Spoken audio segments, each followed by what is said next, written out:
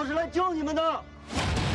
You don't get much bigger than this. Wolf Warrior 2, one of the world's most successful movies ever, surpassing $88 million in less than 2 days at the box office, $810 million taken in 5 weeks. But you won't find any sign of it in Hollywood. Perhaps not a huge surprise. It is a Chinese film after all. It's not in English, so little wonder that US moviegoers are not going to be that fussed. What might come as a surprise, though, is the fact that despite China's best efforts to get itself one of these for Best Foreign Language Film, it is not getting a look in at the Oscars this year, not even a nomination.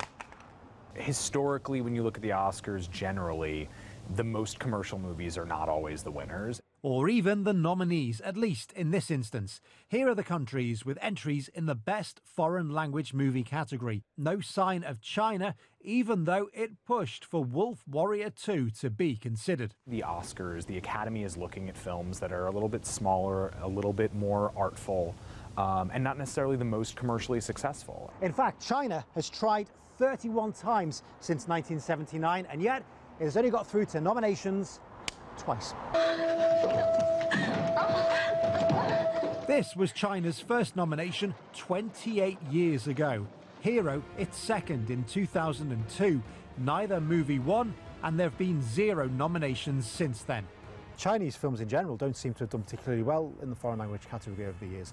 Yeah, absolutely. I mean, that's hard to say. The Academy is a lot of Americans, Europeans. It may have a lot of people that are not familiar with some of the cultural tropes or just, you know, some of the messages in those movies. But yeah, I mean, China is a very big part of the world movie market now, and its absence from a lot of awards nominations is ubiquitous. What's the deal with Best Foreign Language Film? Is this like a vanity project for countries? I mean, do people actually care about them at the Oscars?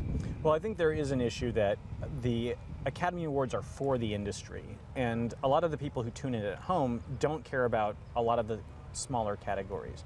That said, what's interesting about the Foreign Language Project is the world cares about it, and entire continents will tune in to the Academy Awards only because they might have a horse in the race. So for China, fast becoming the world's biggest movie watching market, fast injecting cash into Hollywood studios and the industry, still another year with no chance of glory here. I think they're going to have their day soon, but, you know, maybe this just wasn't the one. Then again, there's always next year.